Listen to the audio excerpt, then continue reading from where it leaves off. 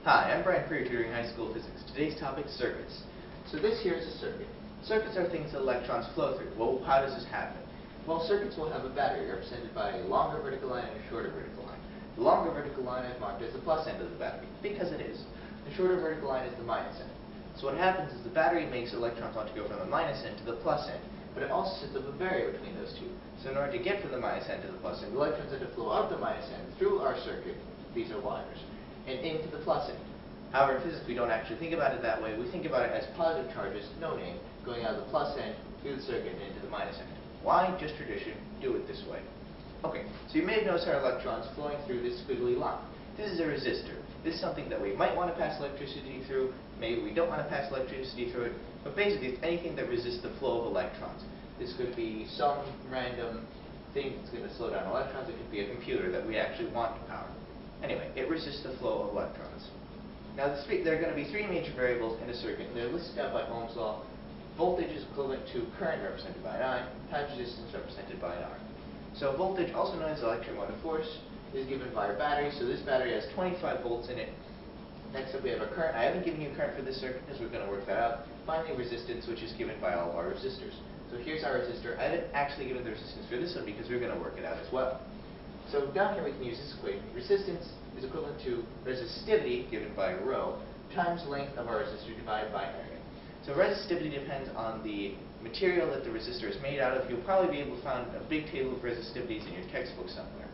So you can look that up if you find a resistor that you're unfamiliar with and you don't have resistance for. So here we have a resistor equals resistivity times length divided by cross-sectional area. Our resistivity is 500 ohm meters. Our length is 5 meters, and cross-sectional area of 25 meters squared. So we do some multiplication. We get 2,500 ohm meters squared divided by 25 meters squared is just 100 ohms. So now we have our resistance. Let's go find out our current. We have Ohm's law, voltage equals current times resistance. Voltage is 25 volts, equivalent to our unknown current times the resistance of 100 ohms. So we can divide both sides by 100 ohms, and we get 0.25 amps, represented by a capital A. That is our current.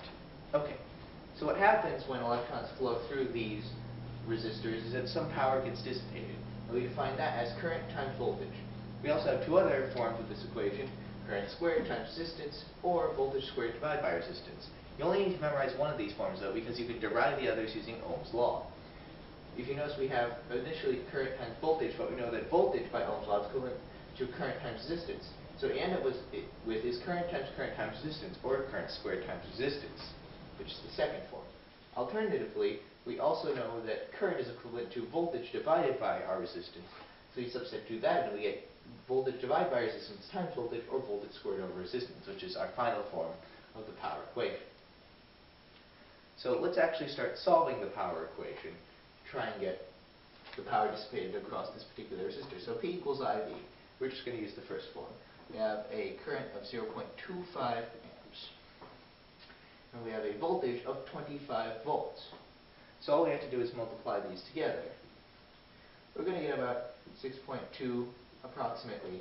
And this amps times volts is actually going to give us watts. And so there we have the total power. To recap, circuits are things through which electrons pass. This is powered by a battery, represented by a longer vertical line and a shorter vertical line. The longer vertical line is the positive end, the shorter vertical line is the minus end. Batteries make electrons want to go from the minus end to the plus end, but have a barrier between those two ends to block it, so that the electrons have to flow through a circuit instead. But think about it as positive charges flowing from the plus end of the battery into the minus end. While going through a circuit, they may pass through resistors, represented by squiggly lines. These oppose the flow of electrons. Ohm's law states that the voltage of a circuit, also known as the electromotive force, is equivalent to its current, measured in amps, times resistance, measured in ohms. If you aren't given the resistance of a particular resistor, you'll probably be given its length and its cross-sectional area, as well as what it's made out of.